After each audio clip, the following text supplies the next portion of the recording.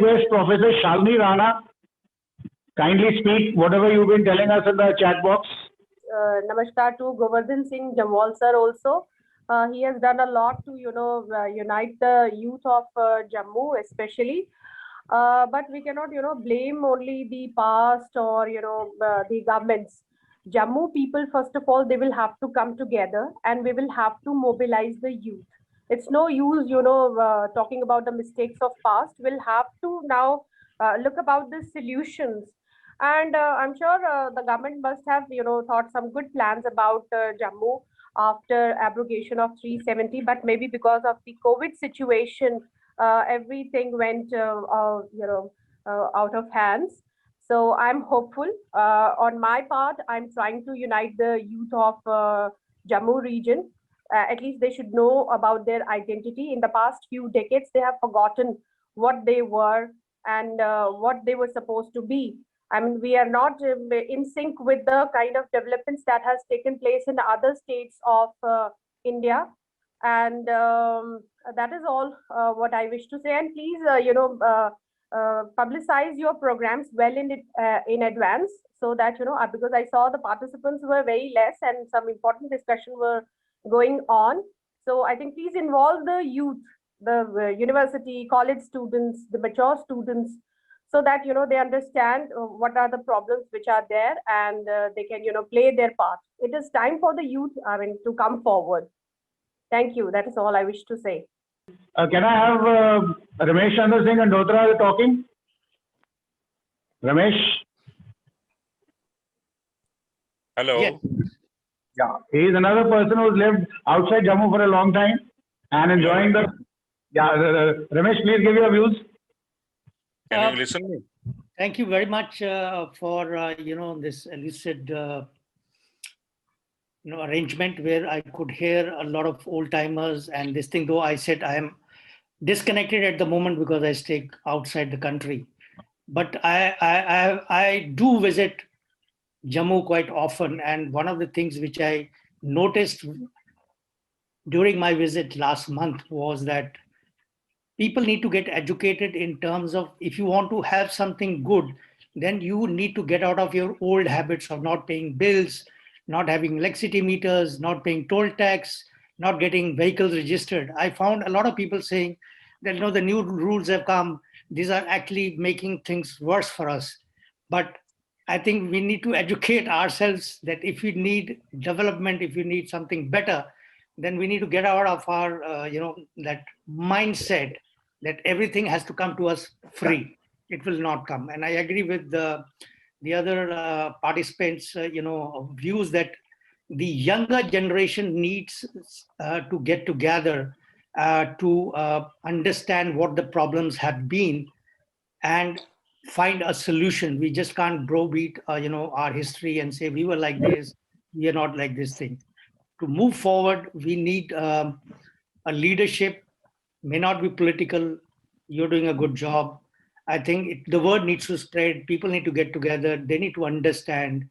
They need to travel outside the state and see how things are happening and imbibe good, policies, good etiquettes and things like that. We, as a Dogra dynasty, we have a lot of good history, but unfortunately, the political dispensation and the other issues, our friendly neighbor on the other side has made things worse for us in the last 72 years. So I thank you for giving this opportunity for people to come together and share their views. Thank you very much. Thank you, Ramesh. Thanks a lot for seeing you after almost 40 years. It was a pleasure seeing you here. Kanika, are you there? Yeah, I really agree with what was said before, that if quality of life and if the opportunities in India and J&K were the same as what I have in Switzerland, one wouldn't have to travel out. The sort of research that I can do here, there's no way I could have done it in India. And I tried. I actually tried. I went to a local university. I tried. You traveled out because your father sent you out, not that you wanted to go. Yeah, but what I'm trying to say is that self-sufficiency is very important. And in India, we have, because of the way our society is, which is not a bad thing, we have this sort of dependence on someone else. We feel that someone else, if someone else has done it, hence we can do it. If nobody else has done it, we can't do it. So self-sufficiency is an important point, and self-reliance is a slightly different issue than that. So if youth learn to be self-reliant, if they learn to stay where they are and basically make a life for themselves with whatever resources they are there, I think the skill set automatically improves, the quality of life and the general being of the area improves. So I think that is what the youth of Jammu should be pushed to do, to be self-reliant, to do something of their own, to decide that yes, we have the skill, we have the intention, and we can. And there are certain policies that help you with that. I'm sure with banks, with entrepreneurial bodies there's definitely a way to go about it, and there's definitely something to do about it. So for me, it would be really cool to see the youth of Jammu and Kashmir to come up and say that we stay where we belong. We've been educated, we are at a certain level, and hence we can go forward as well. So all the industrialization, all the healthcare of this region should come from there. Nobody else needs to come out and help. The only way to move forward is to help yourself. And I hope that they do that. That's all I have to say.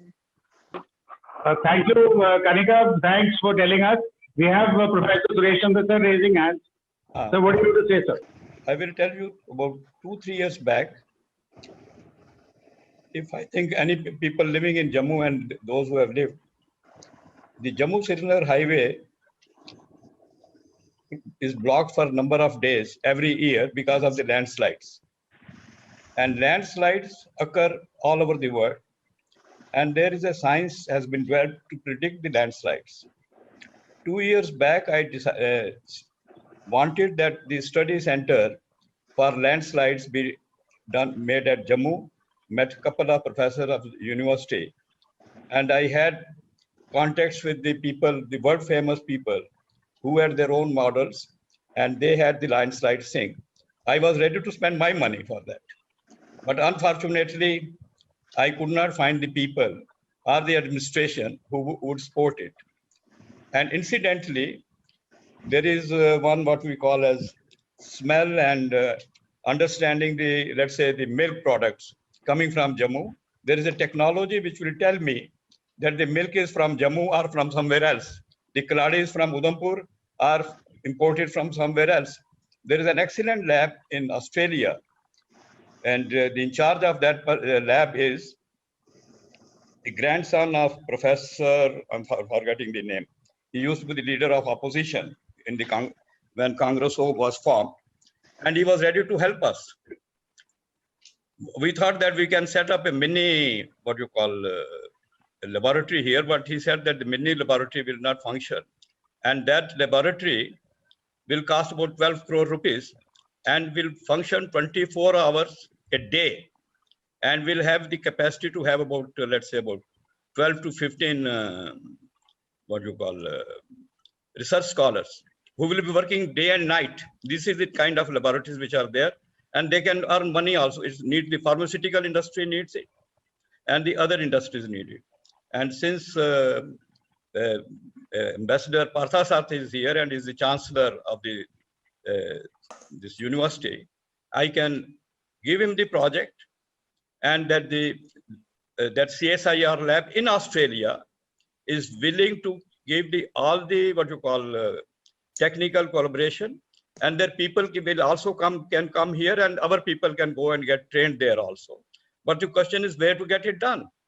And since I'm happy that Partha Sarthi is here, maybe he can take the project forward. I got the complete project with me. Thank you very much, sir. Please like and subscribe.